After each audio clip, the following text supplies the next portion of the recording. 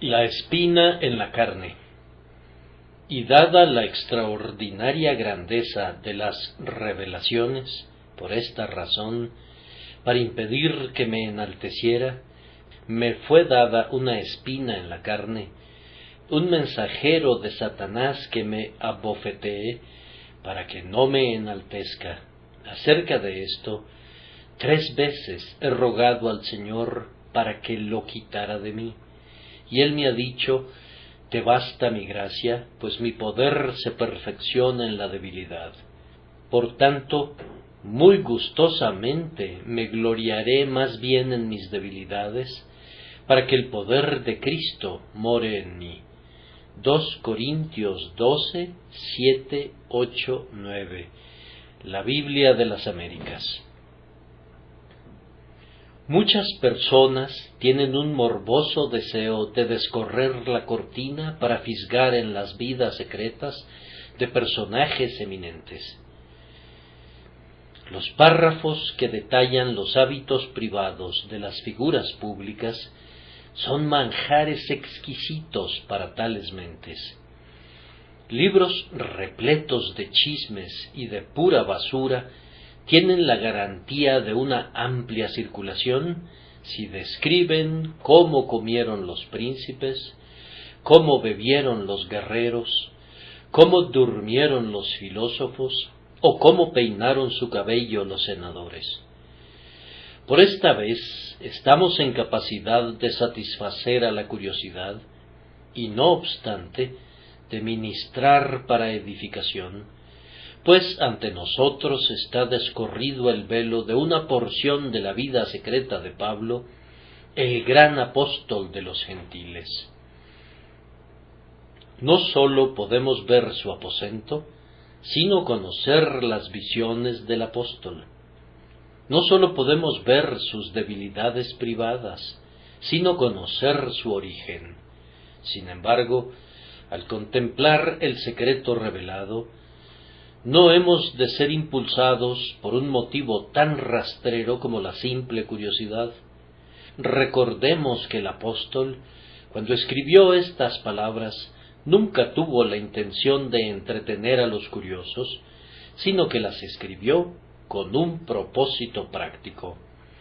Leámoslas con el deseo de ser instruidos por ellas, y que el Espíritu Santo nos enseñe a sacarles provecho. Esta información no nos fue transmitida meramente para que nos enteráramos de que este eminente siervo de Cristo recibía sublimes revelaciones, o que sufría por una espina en la carne, sino que fue escrita para nuestro provecho. Un excelente propósito que puede ser cumplido por esta narración se encuentra en su propia superficie. Se nos enseña claramente cuán errados estamos cuando aislamos a los santos eminentes de los tiempos antiguos sobre una plataforma como si fueran una clase de seres superhumanos. Debido a que nos quedamos tan cortos con respecto a ellos, excusamos nuestra indolencia concibiendo que son de una naturaleza superior a la nuestra, de tal manera que no se puede esperar que nosotros alcancemos su grado de gracia. Los elevamos poniéndolos sobre un nicho fuera de nuestro alcance, de tal manera que no nos pueden servir de reproche, y así les rendimos un homenaje que nunca buscaron, y les negamos una utilidad que siempre ambicionaron. Así como nunca tratamos de volar porque no tenemos alas angélicas, así tampoco aspiramos a la santidad suprema porque imaginamos que no tenemos las ventajas apostólicas. Esa es ciertamente una idea muy dañina y no debemos tolerarla. Nosotros podemos ser lo que fueron los antiguos santos. Ellos eran hombres de igual condición a la nuestra y por tanto son ejemplos sumamente idóneos y prácticos para nosotros. El Espíritu de Dios que estuvo en ellos está en todos los creyentes y no se ha cortado de ninguna manera. El Salvador de ellos es también nuestro Salvador. Su plenitud es la plenitud de la cual hemos recibido todos nosotros. Alejemos de nosotros cualquier noción de separar a los santos de los tiempos antiguos de nosotros, como si fueran una casta santa que ha de ser admirada a la distancia, pero con la que no podemos asociarnos como compañeros. Ellos pelearon la común batalla y ganaron por un poder que está disponible para todos los creyentes.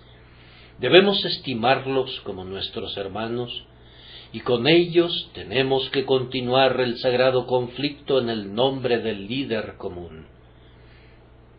Pongamos la mira en estos compañeros de nuestra guerra, y considerándolos como nuestra solidaria nube de testigos, corramos como ellos corrieron, para que ganemos como ganaron ellos, y glorifiquemos a Dios en nuestro día y en nuestra generación, como ellos lo hicieron en su tiempo. Hermanos míos, Pablo sin duda gozó de más revelaciones que nosotros, pero, por otra parte, tenía una correspondiente espina en la carne. Él se levanta sobre nosotros, pero se hunde también con nosotros, y así nos anima a emular su ascenso. Era un buen hombre, pero no dejaba de ser un hombre. Era un santo, pero tenía las debilidades de los pecadores. Es nuestro hermano Pablo, aunque en nada haya sido inferior a aquellos grandes apóstoles, y al leer sobre su experiencia esta mañana, espero que seamos conducidos a sentir una comunión con él, y así nos veamos estimulados a imitarlo. Nuestro texto nos ofrece para nuestra consideración, antes que nada, un peligro al que estaba expuesto el apóstol para impedir que me enalteciera. Hablemos primero respecto a eso. He aquí un peligro al que todos estamos, en mayor o menor medida, expuestos, aunque el apóstol Pablo estaba especialmente sujeto a ese peligro debido a sus circunstancias peculiares. Había sido arrebatado hasta el tercer cielo. Cosas secretas nunca antes vistas quedaron al descubierto ante su mirada. Y no sólo fue colmada su mirada, sino que sus oídos fueron también saciados, pues oyó palabras que eran irrepetibles y que de haber podido repetirlas, no habría sido conveniente ni siquiera que las susurrara a los oídos sin purificar de la humanidad.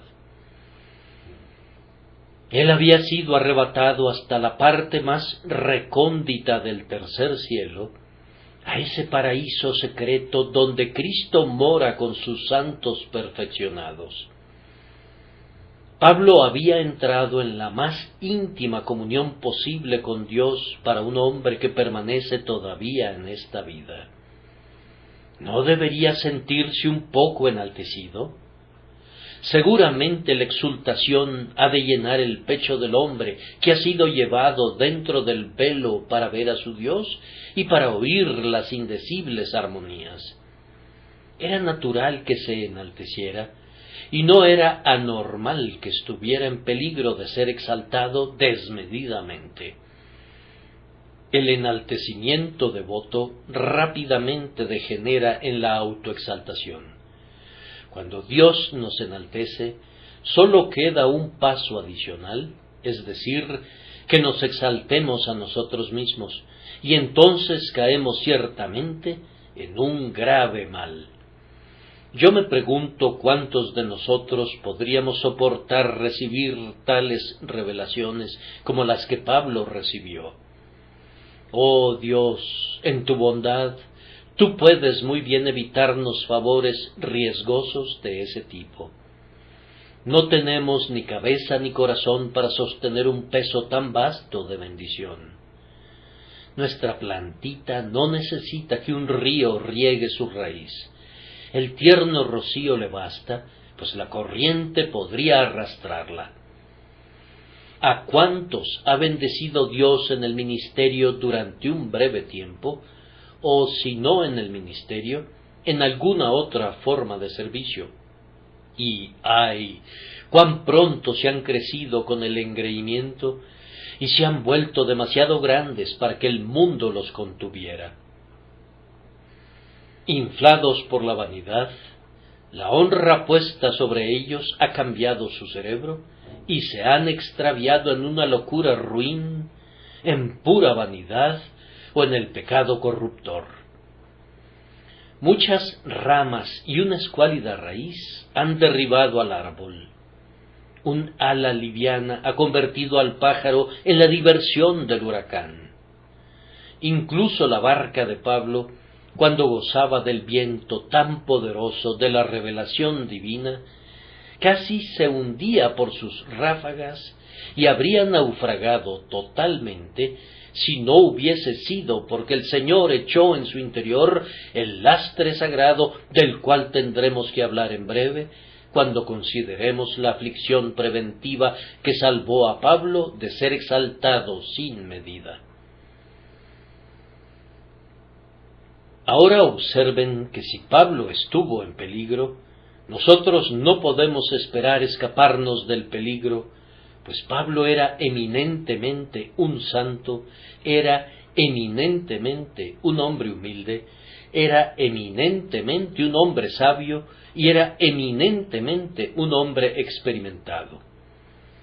Aunque especialmente favorecido, él era alguien para quien los más sublimes privilegios no eran unos eventos extraordinarios que lo intoxicaran con vanidad. Pablo había disfrutado de honores terrenales, había sido anteriormente un rabí altamente estimado entre sus coterráneos, pero esto no elevó su orgullo. Él estimaba todos sus honores como pérdidas por causa de Cristo. Posteriormente se convirtió en un apóstol bien amado de Jesús, y la narración de sus hechos y de sus sufrimientos que tenemos en el capítulo precedente es demasiado larga para poder darles ni siquiera un resumen, y con todo no pareciera que fuera enaltecido por ello. Pablo realizó 1000 maravillas de heroísmo y las dejó todas tras de sí, siguiendo adelante como si hasta entonces no hubiera hecho nada. Y cuando hubo hecho todo, se consideraba menos que el más ínfimo de los santos, y decía que era el primero de los pecadores. De ninguna manera era un hombre pueril y vano, sino que era un hombre de una gran mente, de una honda comprensión y de un profundo conocimiento. No era influenciado fácilmente por la aprobación, ni se engreía con la autoestima. Aunque sabía mucho, también sabía que sólo conocía en parte, y aunque su juicio era muy agudo, como en efecto lo era, exclamaba a menudo: ¡oh profundidad!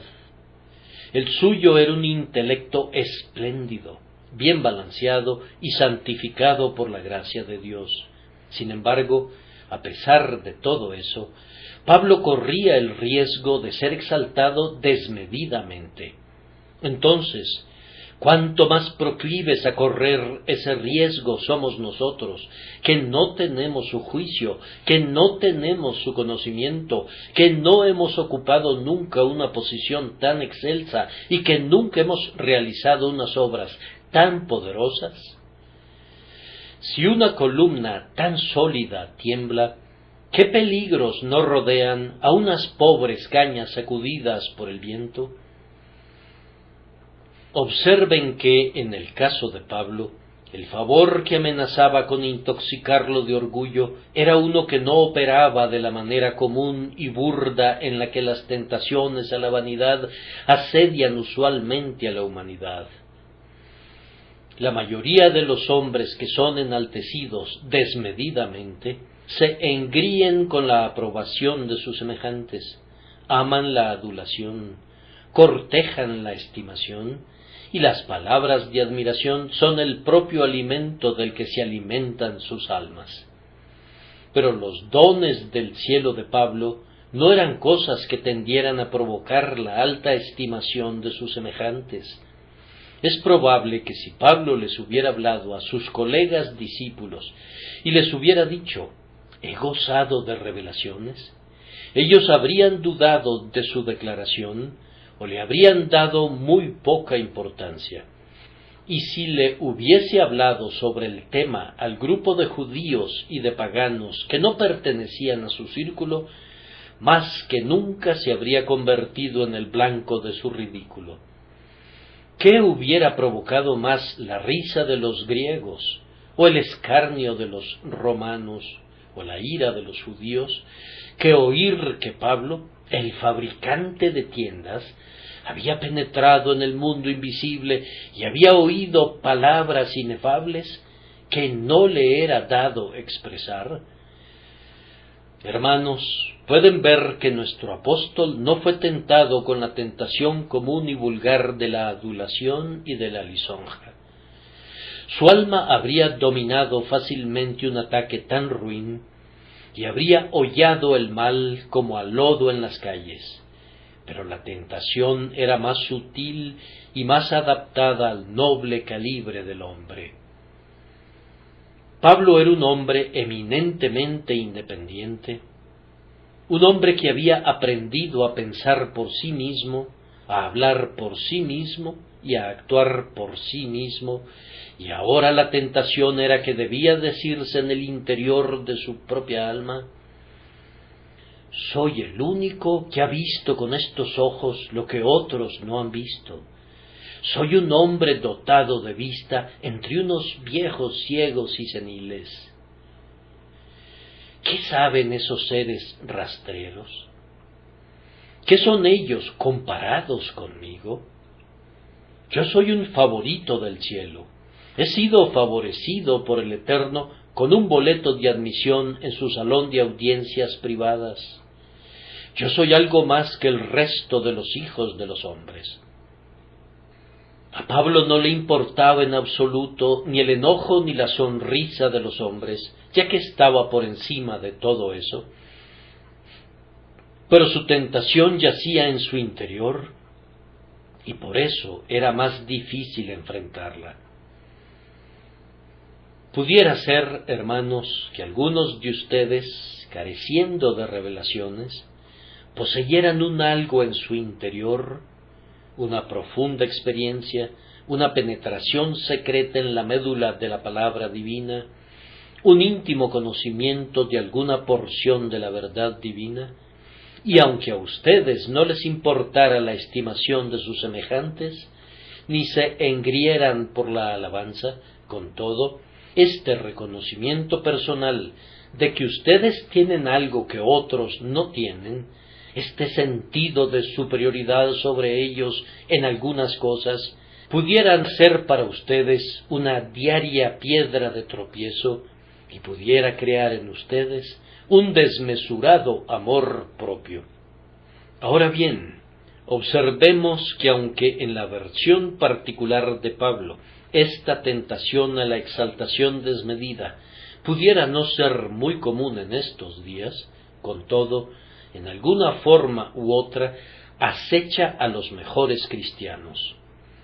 El común de los cristianos, y son muy numerosos, pudiera no ser tentado en este sentido, pero los espíritus selectos, los elegidos de los elegidos, la élite de los santos de Dios, son propensos a ser acosados por esta tendencia a ser enaltecidos desmedidamente gracias a la abundancia de especiales revelaciones.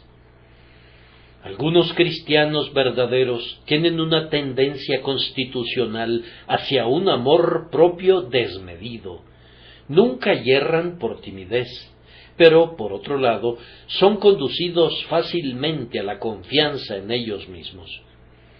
Todo hombre ama el encomio de sus semejantes. Ningún ser humano viviente es indiferente a eso. El altivo, para conseguirlo, soporta trabajo tras trabajo.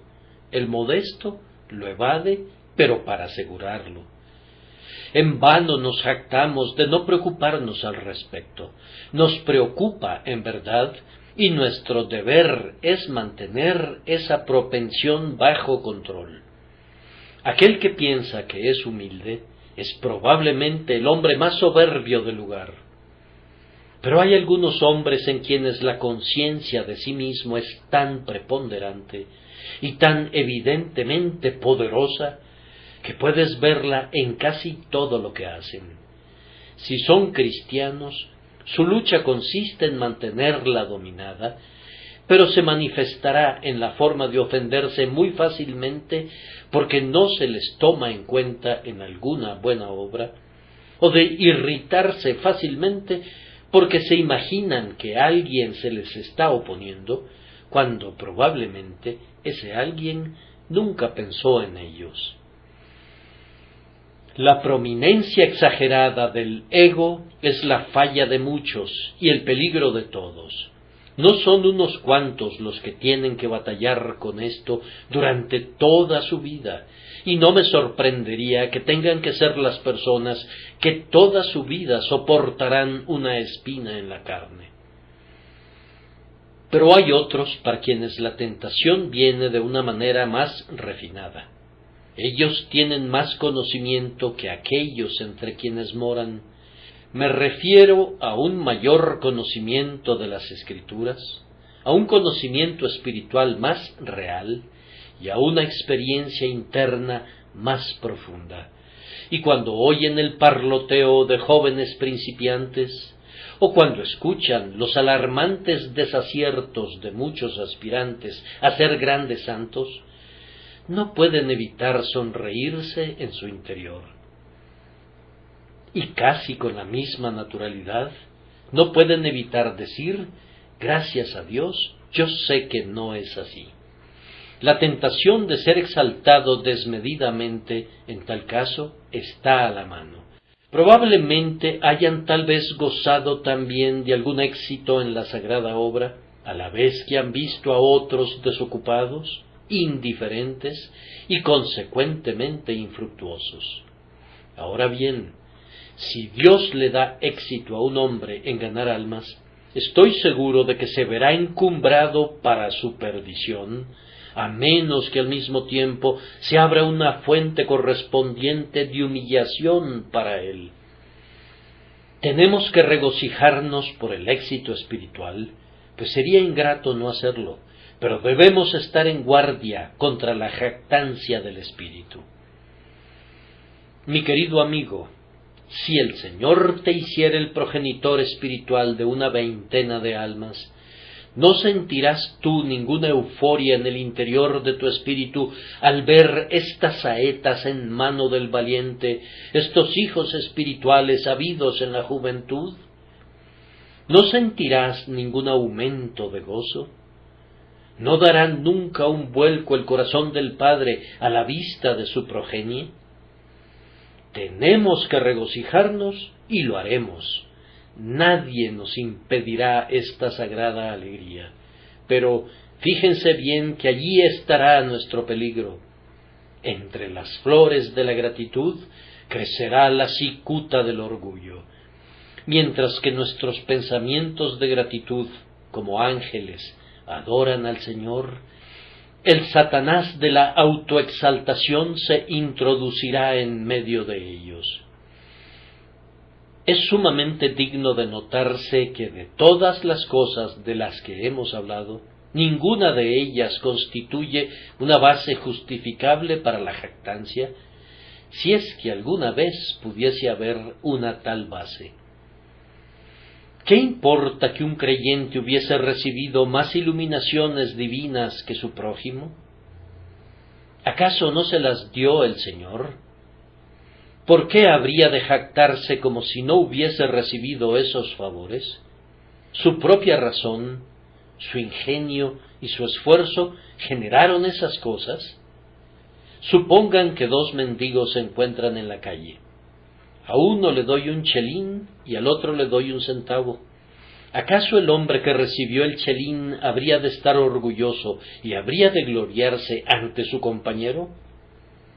Si le doy la mayor limosna, independientemente de cualquier consideración de mérito, sino simplemente porque decido hacer lo que quiero con lo mío, ¿habría él de jactarse? Sin embargo, así somos de necios. Generalmente la jactancia más estentórea en este mundo es provocada por circunstancias accidentales. Si hay un muchacho en la escuela que es presumido, no es el muchacho que ha trabajado duro y consistentemente en sus estudios y que por eso ha obtenido una posición distinguida. Pero el joven jactancioso es generalmente un genio juvenil que tiene gran disposición para cumplir con sus tareas, pero que es tan indolente como es dotado. No se encuentra a menudo que el hombre que haya realizado un gran invento y que haya bendecido a sus semejantes con un valioso descubrimiento, asuma aires de grandeza. Pero el comportamiento del aristócrata sin cerebro, que debe su posición al accidente de su nacimiento, es altivo. Si hemos de gloriarnos, esperemos hasta que podamos hacerlo legítimamente, pero las riquezas de la gracia soberana son prostituidas cuando se convierten en objeto del orgullo. ¿Acaso Jesús, que tenía todas las cosas en sí mismo, habría de ser humilde, y nosotros, que lo debemos todo a su caridad, habríamos de ser encumbrados? Dios no lo quiera. Amados, por encima de todas las cosas, es peligroso que un cristiano sea enaltecido desmedidamente, pues si lo fuera, le robaría su gloria a Dios, y este es un gran crimen y un grave delito. El Señor ha dicho: a otro no daré mi gloria.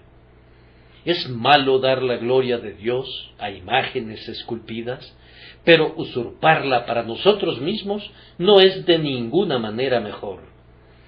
Yo no veo ninguna diferencia entre la adoración de un Dios de piedra y la adoración de un Dios de carne. El yo es un ídolo tan degradante como Vishnu, Señor del mundo, o la diosa Kali. Dios no honra al hombre que retiene el honor para sí mismo. Él exalta al manso, pero abate al altanero. La autoexaltación es igualmente mala para la iglesia con la que el hombre se asocia, y entre más prominente sea, más pestilente es su pecado. Si Pablo se hubiera exaltado, habría sido posteriormente de poca utilidad para la iglesia gentil. Se habría buscado a sí mismo y no a las cosas de Cristo, y muy pronto se habría convertido en un fundador de partidos y en el líder de una secta. El clamor de «Yo soy de Pablo» habría sido una dulce música para él, y habría alentado de todas maneras a quienes lo adoptaban, de tal manera que un cisma habría sido el resultado. Si hubiera sido enaltecido desmedidamente, se habría podido convertir en un rival más bien que en un siervo de Jesús. Habría podido desdeñar su humilde oficio y haber aspirado a enseñorearse de la herencia de Dios. Habríamos tenido noticias de él como un reverendísimo Padre en Dios, más bien que como el siervo de Jesucristo y de su Iglesia.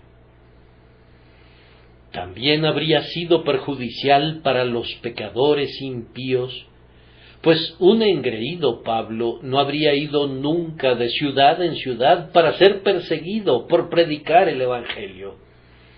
Los predicadores engreídos no ganan los corazones de los hombres.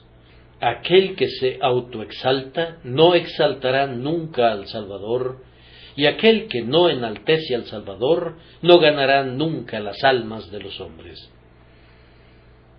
Y habría sido pésimo para el propio apóstol, pues antes del quebrantamiento es la soberbia, y antes de la caída la altivez de espíritu. En la historia de Pablo habríamos tenido un terrible ejemplo de cómo los hombres pueden ser como Lucifer, el hijo de la mañana, en cuanto a fulgor, y no obstante, de cómo pueden caer como Lucifer en la negrura de las tinieblas perdurablemente. Si Dios no hubiera tomado a Pablo de la mano, el peligro que le rodeaba habría sido fatal para él. Habría sido un peligro también para la gloria de Dios, para Pablo mismo, para los pecadores, para el Evangelio y para su propia salvación. Así he hablado sobre el peligro. Ahora, en segundo lugar, consideremos la medida preventiva. Pablo dice: me fue dada una espina en la carne, un mensajero de Satanás que me abofetee, para que no me enaltezca. Ahora noten cada una de estas palabras. Primero dice: me fue dada. Él reconocía que su gran tribulación era un don. Bien dicho. No dice: me fue infligida una espina en la carne, sino: me fue dada. Este es un santo reconocimiento. Oh Hijo de Dios, entre todos los bienes de tu casa, no tienes un solo artículo que sea una mejor señal del amor divino hacia ti que tu cruz cotidiana. A ti te alegraría liberarte de ella, pero si te fuera retirada, perderías el tesoro más preciado. Bendito sea Dios por el crisol y por el horno.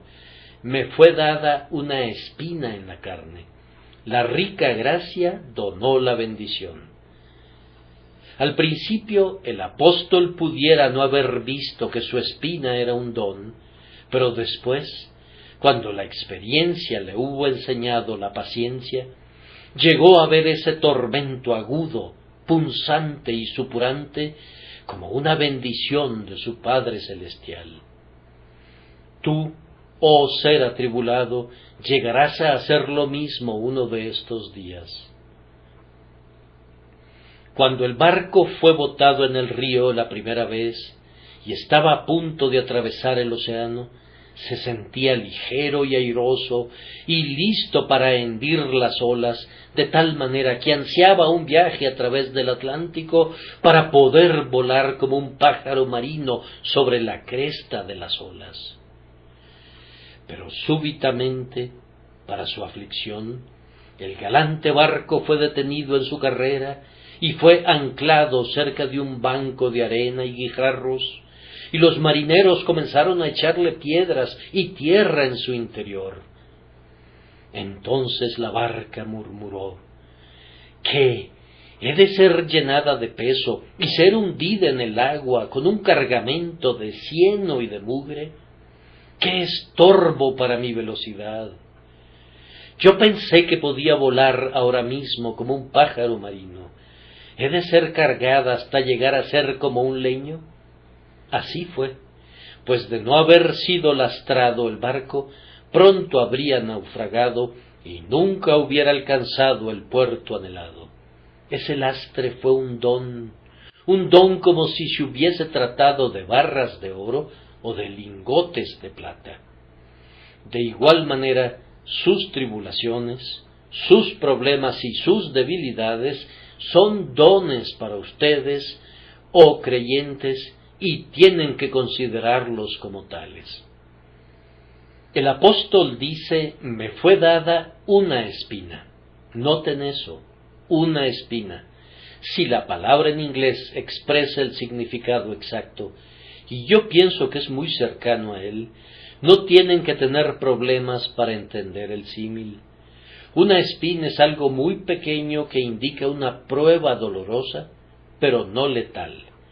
No es una aflicción gigantesca, aplastante o sobrecogedora, sino algo trivial.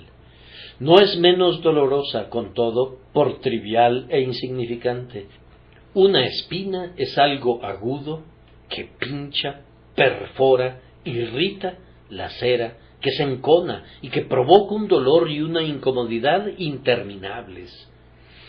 Sin embargo, es casi algo secreto, no muy obvio para nadie excepto para quien la sufre. Pablo tenía una secreta aflicción en algún lugar, yo no sé dónde, pero cerca de su corazón, que le irritaba continuamente doquiera que estuviera. Lo vejaba y lo lesionaba perpetuamente. Una espina, una cosa trivial, una cosa que puede crecer en cualquier campo y caerle en suerte a cualquier ser humano. Las espinas son lo suficientemente abundantes, y lo han sido desde que el padre Adán esparció el primer puñado de sus semillas. Una espina, nada que haga un hombre notable o que le dé la dignidad de una aflicción inusual. Algunos hombres se jactan de sus grandes pruebas, y hay algo en sentir que tú eres un hombre grandemente afligido. Pero una espina no podría dar ni siquiera esa desventurada satisfacción. No era una espada que hiere los huesos, o una amarga flecha en los lomos, sino únicamente una espina respecto a la cual poco pudiera decirse. Todo el mundo sabe, sin embargo, que una espina es uno de los más incómodos intrusos que pueden molestar a nuestro pie o a nuestra mano. Esos dolores que son despreciados porque raramente son fatales, son con frecuencia la fuente de la más intensa angustia. Un dolor de muelas, un dolor de cabeza, un dolor de oído. ¿Qué mayores miserias conocen los mortales? Y lo mismo sucede con una espina. Suena como si no fuera nada. Puede ser retirada fácilmente con una aguja. Es lo que dicen los que no la sienten, y sin embargo, cómo se encona, y si permaneciera en la carne, generaría una tortura inconcebible. Así era la tribulación de Pablo, un secreto dolor punzante, incesantemente irritante, algo, no sabemos qué. Era una espina en la carne, en la carne. Pablo no era tentado en el espíritu, lo era en la carne. Yo supongo que el mal tenía una íntima conexión con su cuerpo. Muchas cosas, como hojas en el otoño, han sido las especulaciones de los eruditos respecto a cuál era la espina en la carne de Pablo. Casi cada enfermedad ha tenido sus abogados. A mí me complació particularmente descubrir que Rosenmüller pensaba que se trataba de la gota. Pero otros críticos piensan que se trataba de una debilidad visual, de un tartamudeo o de una tendencia hipocondríaca. Richard Baxter, quien sufría de un desorden muy doloroso que no necesito mencionar, pensaba que el apóstol era su compañero de sufrimiento.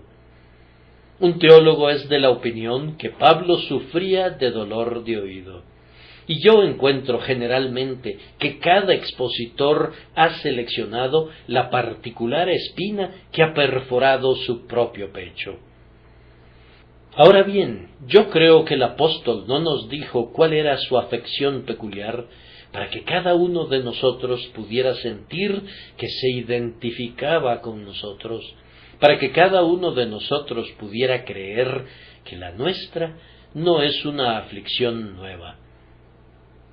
Era una aflicción principalmente del cuerpo, y por el uso del término carne en vez de cuerpo, parecería que provocaba en el paciente alguna tentación carnal.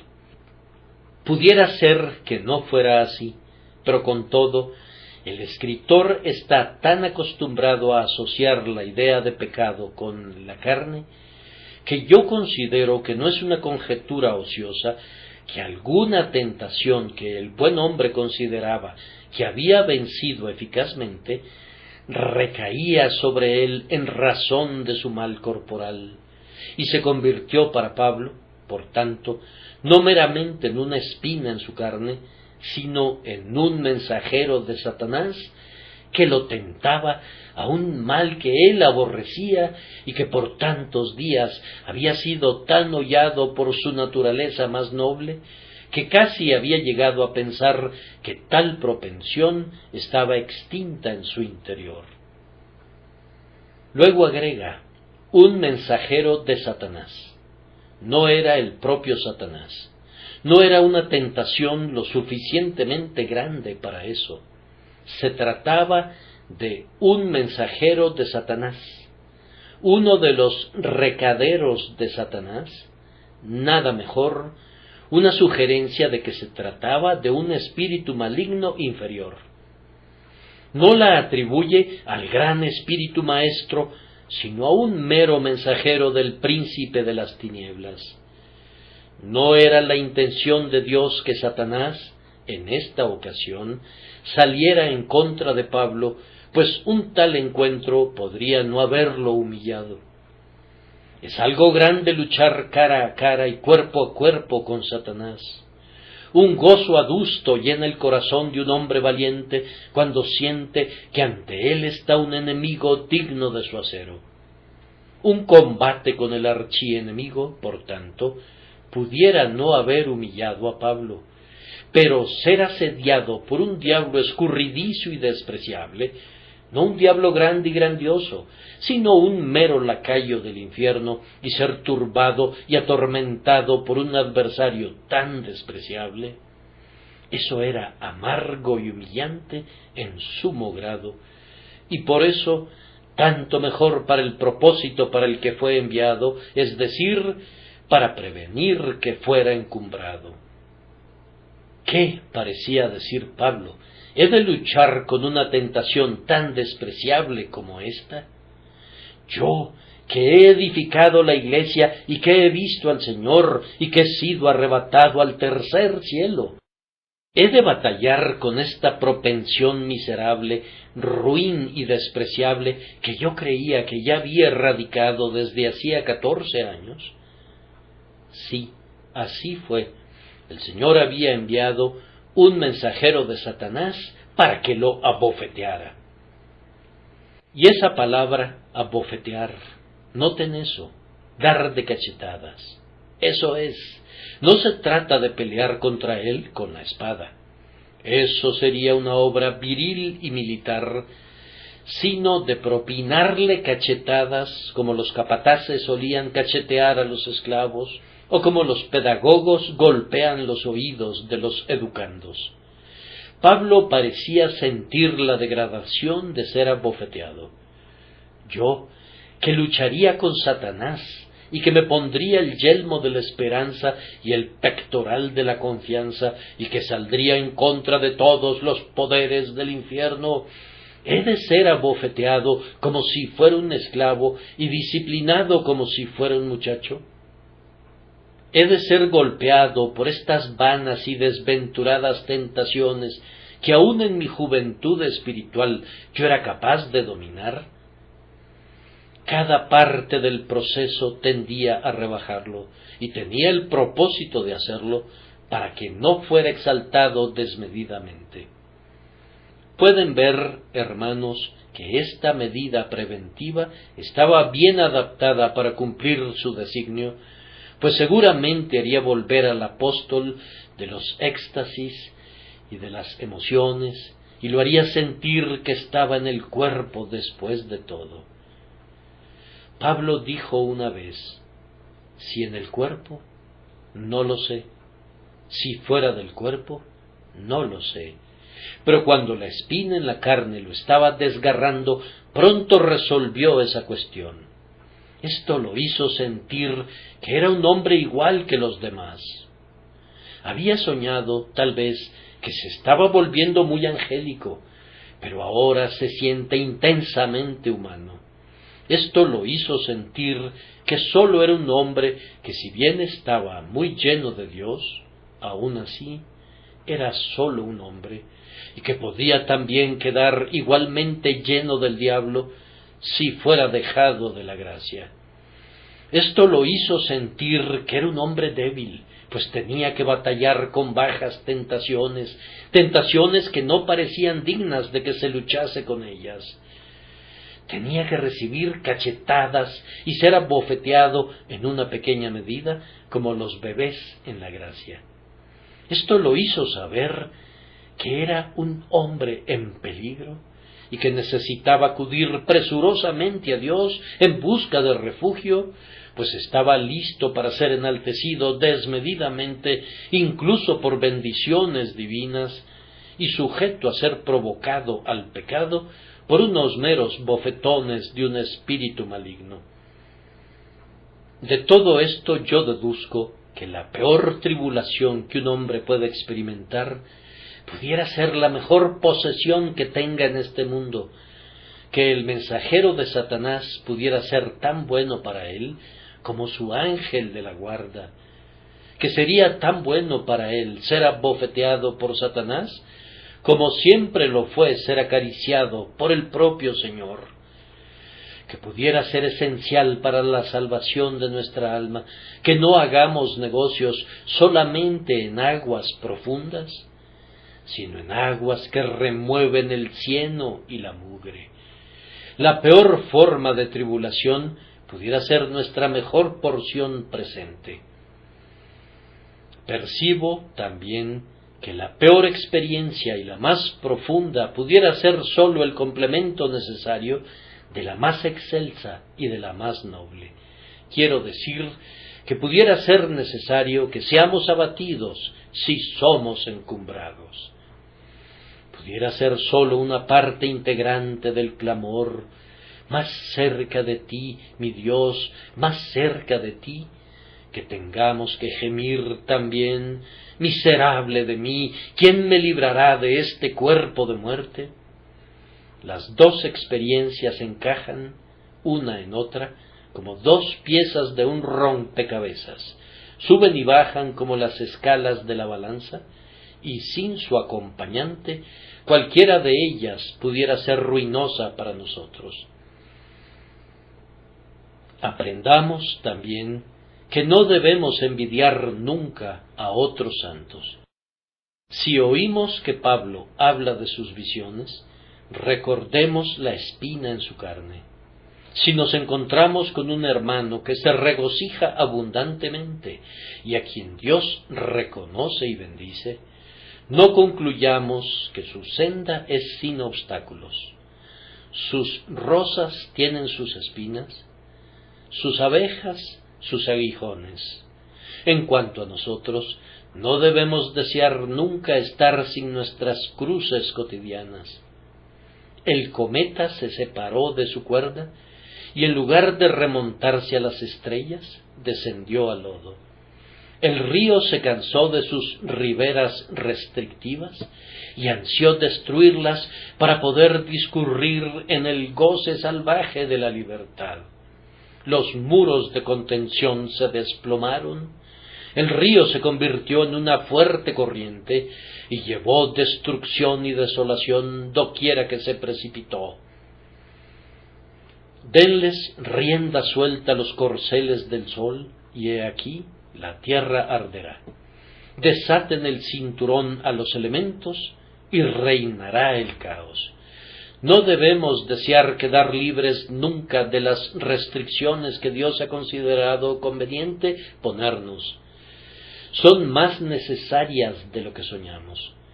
Recuerden cómo la vid, cuando estuvo atada a la estaca que la sostenía, se consideraba una mártir y ansiaba su libertad.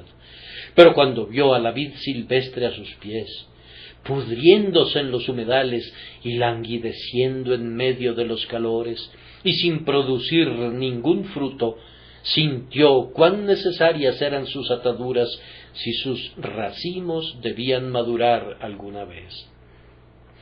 Debes estar contento, querido hermano, por conservar la espina en la carne, si te salva de ser exaltado desmedidamente.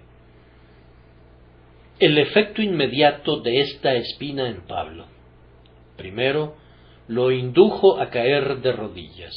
Acerca de esto, 3 veces he rogado al Señor, Cualquier cosa que nos haga orar es una bendición. Esta espina obligó a Pablo a clamar a Dios, y habiendo comenzado a orar, recurrió a la oración una y otra vez. 3 veces he rogado al Señor. Pudiera ser que este fuera el número exacto de sus oraciones especiales sobre ese punto. Pudiera ser, sin embargo, que sólo indicara que a menudo clamó a Dios para ser liberado de este problema. Sí, pudiéramos descuidar la oración cuando todas las cosas siguen su cauce, pero multiplicamos las oraciones cuando las tribulaciones se incrementan. De esta manera Pablo fue protegido de ser soberbio. Las revelaciones ahora parecían olvidadas, pues la espina en la carne era la más prominente de las dos cosas. Ahora no hablaría de visiones, y no podía hacerlo, pues cuando su lengua era tentada a tocar ese tema, la espina comenzaba a aguijonear su costado de nuevo. Un individuo no quiere contar historias bonitas cuando le duele su cabeza, o cuando unos dolores agudos lo están punzando. A Pablo no se le permitía que se deslumbrara con el brillo que Dios había puesto delante de él. Sus pensamientos estaban orientados en otra dirección, sí, benditamente orientados al propiciatorio, donde no podía recibir ningún mal y más bien obtener mucho provecho. Todavía siguió orando hasta que al fin recibió por respuesta no que se le quitara la espina, sino esta seguridad: te basta mi gracia. Dios honrará siempre nuestras oraciones, nos pagará ya sea en plata o en oro. Y algunas veces es una respuesta de oro para nuestra oración que nos niegue nuestra petición y que nos dé exactamente lo opuesto de lo que buscábamos. Si le fueras a decir a tu hijo que le concederás todo lo que te pida, no pretenderías decirle con eso que le darías una droga venenosa si alguien le metiere la idea de que sería útil para él. Querrías decir que le darías a tu hijo todo lo que fuera realmente bueno para él. Por tanto, sabiendo Dios que esta espina en la carne era una sagrada medicina para Pablo, no quiso quitársela, aunque se lo solicitara con mucha vehemencia. Bien dice Ralph Erskine respecto a la oración: soy escuchado cuando se me responde tarde o temprano. Sí, soy escuchado cuando no recibo ninguna respuesta. Soy escuchado muy atentamente cuando se me niega la petición. Y soy bien tratado cuando soy duramente usado. Entonces, aunque su petición fuera negada, Pablo recibió una respuesta, pues obtuvo algo mejor que la remoción de la espina en la carne, y el resultado fue que la gracia que le fue otorgada le permitió tolerar la espina y lo izó por encima de ella, al punto que aún se regocijó y se glorió al pensar que se le permitiera sufrir así. Por tanto, muy gustosamente me gloriaré más bien en mis debilidades, para que el poder de Cristo more en mí. Esto es algo grandioso.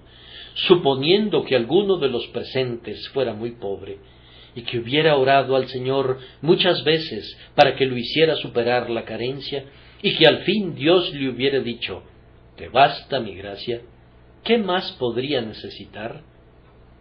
Mi querido hermano, regocíjate en la pobreza y da gracias a Dios por ser pobre, si el Señor recibe mayor gloria por ello. Agradece tu humilde estado y di: tengo el honor de que se me permita glorificar a Dios en la pobreza. Tal vez pudiera ser que eres el blanco de una enfermedad corporal dolorosa y has orado para que la quite de ti. Sin embargo, el Señor sabe que tu enfermedad es para su gloria y para tu bien. Bien, cuando Él dice: bástate mi gracia, acepta y soporta la tribulación, no sólo con resignación, sino con anuencia. No has de desear cambiar tu estado. Tu Padre Celestial es el mejor juez. Ahora veremos, por último, el resultado permanente de esta medida preventiva en Pablo.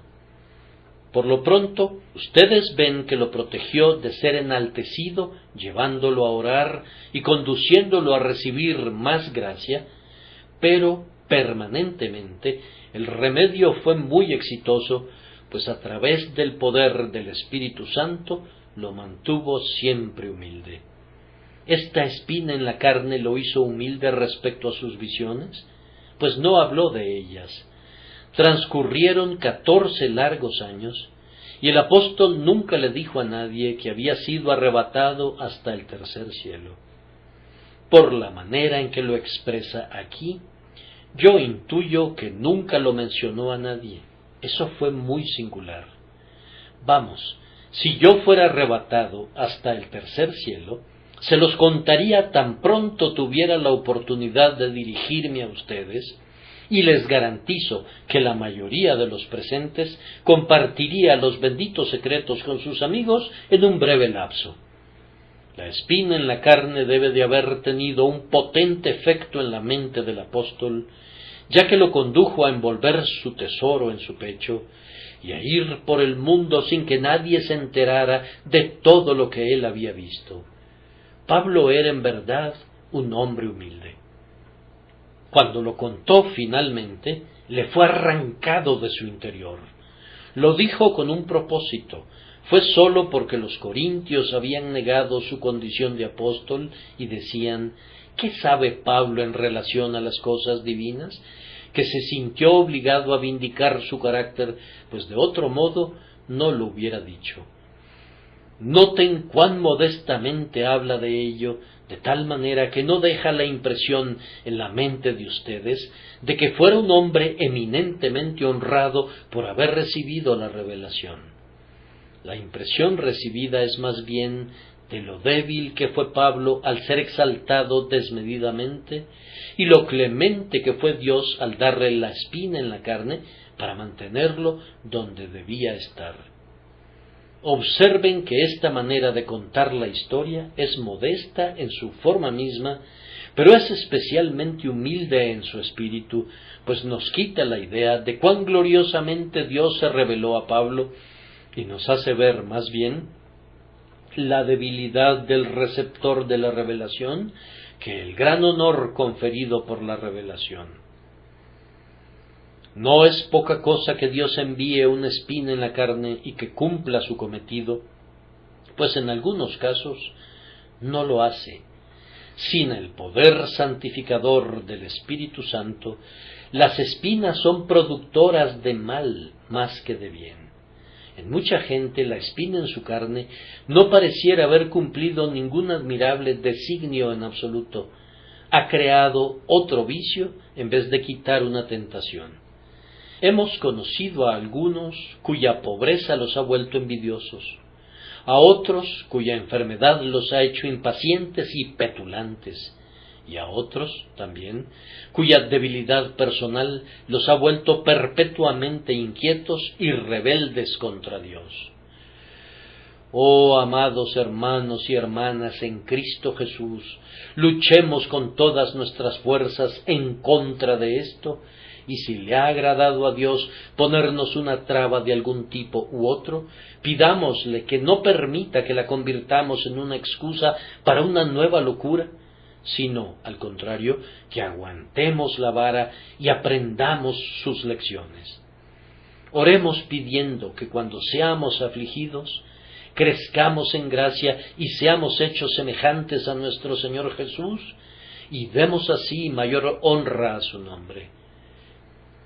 ¿Acaso no nos enseña eso a todos el solemne deber de estar contentos, cualquiera que sea nuestra suerte, contentos sin la revelación, si estamos sin la espina, y contentos con la espina si tenemos la revelación, contentos ya sea sin revelación o sin espina, en tanto que tengamos una humilde esperanza en Jesucristo, nuestro Salvador? Oh amados, qué pueblo tan feliz es el pueblo de Dios, y debe serlo, cuando todo es para su bien, cuando aún la espina, que era una maldición, se vuelve una bendición para ellos, y cuando del león sale miel. Si la espina es una bendición, ¿qué no será la propia bendición? Si los dolores punzantes de la tierra nos sanan, ¿qué no harán por nosotros los goces del cielo? Debemos alegrarnos. La nuestra es una porción dichosa. Prosigamos nuestro camino, regocijándonos porque somos favorecidos para poseer la vida divina, y debemos cargar con nuestra cruz alegremente, puesto que pronto, y cuán pronto, llevaremos nuestra corona. El último pensamiento es: qué triste cosa de ser no ser un creyente en Jesucristo, porque tendremos espinas si no estamos en Cristo, pero esas espinas no serán bendiciones para nosotros. Yo entiendo que haya que beber una medicina amarga si ha de curarme, pero ¿quién beberá ajenjo y hiel sin que se origine algún buen resultado?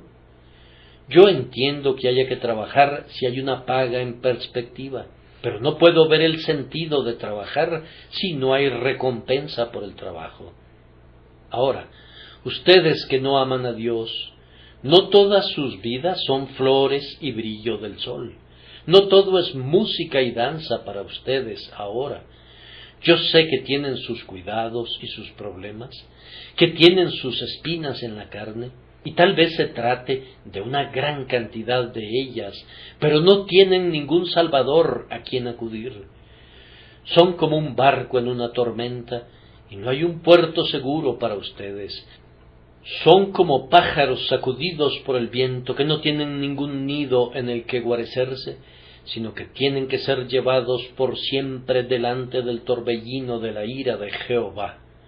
Consideren eso, se los ruego, mediten en su condición y en sus perspectivas, y cuando lo hayan hecho, que su corazón exclame: me alegraría que Dios fuera mi amigo. Recuerden que aquel que envió espinas a Pablo para su bien, una vez llevó una corona de espinas para la salvación de los pecadores.